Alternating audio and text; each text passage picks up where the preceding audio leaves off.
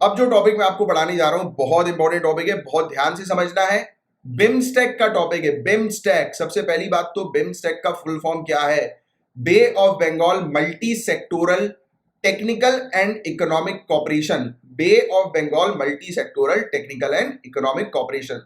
बे of Bengal की location आप लोग को पता है ऑलरेडी। बे ऑफ बंगाल जो है वो कहां पर है, राइट? इसकी लोकेशन मैप पर जो है वो आपको पता है। तो वहीं पर ही मौजूद साउथ एशिया और साउथ ईस्ट एशिया में मौजूद जो कंट्री हैं, सिंपल तरीके से ये ध्यान में रखो कि उनका ये एक ऑर्गेनाइजेशन है, उनके लिए ये एक प्लेटफॉर्म है जहां पर वो आकर डिस्कस करते हैं कि एक दूसरी कंट्री को कैसे इकोनॉमिकली आगे बढ़ाएं।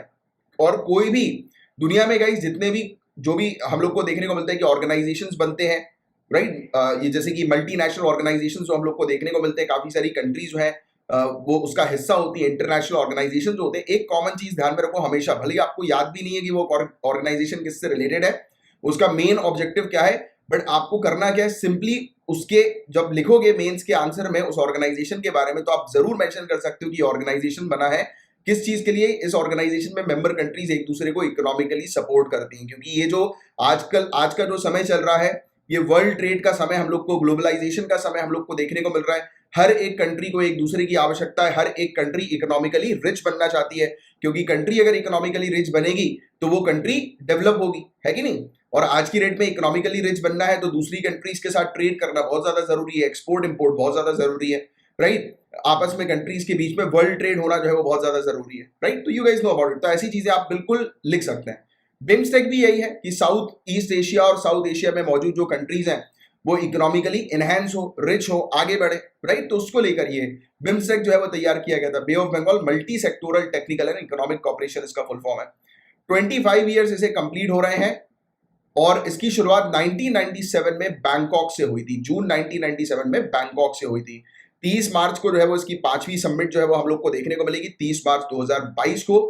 बिम्स्टेक की बात करें तो ओरिजिनली इस पर्टिकुलर कह सकते हैं आपकी इस ग्रुप के अंदर बांग्लादेश, इंडिया, श्रीलंका, थाईलैंड मौजूद थी। बाद में जाकर म्यांमार, नेपाल, भूटान ने इसे ज्वाइन कर लिया। आज की डेट में इसके अंदर 5 कंट्रीज हम लोग को साउथ एशिया की देखने को मिलती हैं, 2 कंट्री आसियान की हैं। और ये जो 2 कंट्री है ये साउथ एशिया और साउथ ईस्ट एशिया के बीच में एक ब्रिज का जो है वो काम करती हैं, राइट? इसके अंदर काफी मेजर कंट्रीज भी हम लोग को जो है वो साउथ एशिया की देखने को मिलती है। मालदीव्स, अफगानिस्तान, पाकिस्तान को छोड़कर सभी की सभी जितनी मेजर कंट्रीज हैं साउथ एशिया की, सबकी सब इसके अंदर जो है वो इंक्लूडेड है, बिम्स्टेक के अंदर इंक्लूडेड हम लोग को देखने को मिलती है। अब ये रीजन क्यों इंपॉर्टेंट है? 1/5 यानी कि 22% से भी ज्यादा दुनिया की पॉपुलेशन यहां पर रहती है, रिसाइड करती है इन 7 कंट्रीज में। और इन 7 कंट्रीज की combined GDP 2.7 trillion US dollar है, राइट? यहां पर काफी ज्यादा नेचुरल रिसोर्स हम लोग को देखने को मिलता है।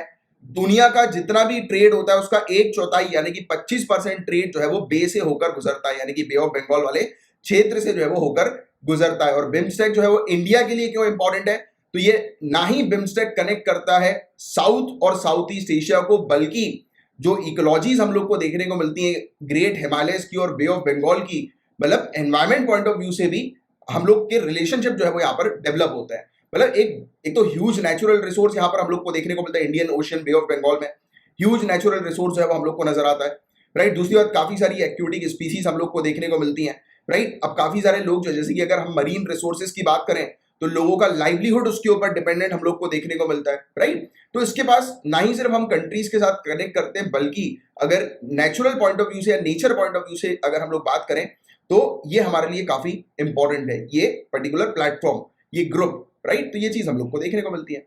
और इंडिया के लिए ये एक नेचुरल प्लेटफॉर्म है जिससे कि हम फुलफिल कर सकें अपने की फॉरेन पॉलिसी की प्रायोरिटी को, नेबरहुड फर्स्ट और एक्ट ईस्ट पॉलिसी को। तो इस प्लेटफॉर्म के माध्यम से हमारी जो इंटरनेशनल पॉलिसीज हैं, नेबरहुड फर्स्ट पॉलिसी और एक्ट ईस्ट पॉलिसी, तो उस पर हम लोग जो है वो काम कर सकते हैं इस प्लेटफॉर्म के जरिए। इंडिया के लिए एक पर्टिकुलर मेन रीजन जो एंगेजमेंट का है बिम्स्टेक के साथ, वो है स्ट्रॉन्गर कनेक्टिविटी आपस में कंट्रीज के बीच में। ऑलमोस्ट 300 मिलियन लोग, रफली इंडिया की पॉपुलेशन का 1/4 हिस्सा यानी कि 24% हिस्सा, ये 4 कोस्टल एरियाज पर रहते हैं, आंध्र प्रदेश, ओडिशा, तमिलनाडु, वेस्ट बंगाल। तो बिम्स्टेक के साथ कोलैबोरेट करके इन 4 एरियाज के डेवलपमेंट के लिए भी हम जो है वो काम करते हैं, राइट? तो ये भी इंपॉर्टेंट है। और स्ट्रेटेजिक पॉइंट ऑफ व्यू से भी बे ऑफ बंगाल काफी ज्यादा इंपॉर्टेंट है, क्योंकि आपको पता है इसकी बे ऑफ बंगाल और मलक्का स्ट्रेट की हम बात करें, ये इंडोनेशिया के पास जो है वो आपको नजर आएगा। तो ये जो क्षेत्र हम लोग को जो है वो नजर आता है बे ऑफ बंगाल और मलक्का स्ट्रेट का, तो बे ऑफ बंगाल से होते हुए मलक्का स्ट्रेट से जाते हुए फिर कंट्रीज है वो, यानी कि जो भी वेसल्स वगैरह निकलते हैं अलग अलग कंट्रीज के, यानी कि जो भी ट्रेड होता है वो पैसिफिक ओशियन पर हम लोग को देखने को मिलता है कि जाता है, मूव करता है। अब इसी क्षेत्र पर क्या हो रहा है कि चाइना का इन्फ्लुएंस काफी तेजी से बढ़ता जा रहा है, तो उसको हम लोग को जो है वो काउंटर करना है। तो ये स्ट्रेटेजिक पॉइंट ऑफ व्यू से ये जो ग्रुप है, बिम्स्टेक ग्रुप जो है, इस पर हमारा जो पार्टिसिपेशन जो है वो और एग्रेसिव तरीके से हम लोग को आज की डेट में करना है, क्योंकि यहाँ पर चाइना जो है वो लगातार काउंटर कर रहा है। चाइना जो है वो लगातार मतलब हमारी जो इंटरेस्ट है उसको फुलफिल नहीं होने दे रहा, क्योंकि उसके मूवमेंट लगातार हम लोग को यहाँ पर नजर आ रहे हैं। चाहे उसके सबमरीन मूवमेंट की बात करें, उसकी शिप्स आ जाती है कई बार तो मैंने आप लोग को पहले भी बता चुका है कि चाइना की जो शिप हम लोग को देखने को मिलती है कि कई बार वो क्या करते हैं, अपनी नेवल शिप को ऑस्ट्रेलिया के पास तक ले जाते हैं और फिर टर्न कर देते हैं, राइट। तो वो है हरकत ही है चाइना, आप जानते हैं उसकी हरकत के बारे में। ये आपस में कंट्रीज के जो है वो जैसे कि एक होता है इंटरनेशनल बॉर्डर और एक जो होता है एक्सक्लूसिव इकोनॉमिक जोन, हर एक कंट्री का हम लोग को 200 नॉटिकल माइल्स तक का देखने को मिलता है। इसकी आपको इन्फॉर्मेशन ऑलरेडी होगी, अगर नहीं है तो ध्यान में रखना। इंटरनेशनल बॉर्डर से पहले वाला जो एरिया हम लोग, यानी कि एक कंट्री का कोस्टल एरिया से लेकर 200 नॉटिकल माइल्स तक का एरिया एक्सक्लूसिव इकोनॉमिक जोन होता है एक पर्टिकुलर कंट्री का।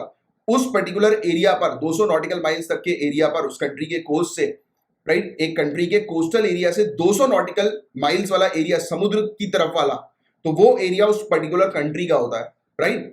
अब चाइना क्या करता है, इंटरनेशनल बॉर्डर के साथ साथ एक कंट्री के बिना इंफॉर्मेशन के उसके एक्सक्लूसिव इकोनॉमिक जोन में भी एंटर कर देता है और वो टेंशन क्रिएट कर देता है। और ऐसी काफी सारी हरकतें जो है वो चाइना की यहाँ पर हम लोग को देखने को मिल रही है, साउथ ईस्ट एशिया में स्पेशली, राइट। तो इसको हम लोग को काउंटर करना है, क्योंकि ये चाइना का जो मूवमेंट जो हम लोग को देखने को मिल रहा है और जो चाइना अलग अलग कंट्रीज को जो इन्फ्लुएंस कर रहा है, ये हमारे पर्सनल इंटरेस्ट के लिए, स्ट्रेटेजिक इंटरेस्ट के लिए खराब है, राइट। तो ये चीज है, इसलिए हम लोग इस ग्रुप के साथ जो है वो और एग्रेसिवली काम कर रहे हैं, पार्टिसिपेट कर रहे हैं, राइट। तो ये था गाइस बिम्स्टेक का एक important topic, international relations point of view से बहुत इंपॉर्टेंट टॉपिक है, बहुत अच्छे से आपको ध्यान में रखना है इस टॉपिक को, राइट, क्योंकि 25 ईयर्स भी इसके कंप्लीट हो रहे हैं, तो इसकी एक अच्छी आपको जानकारी होनी चाहिए। याद रखना कोलंबो में इसकी 5वीं समिट हमें देखने को मिली है, राइट, क्लियर।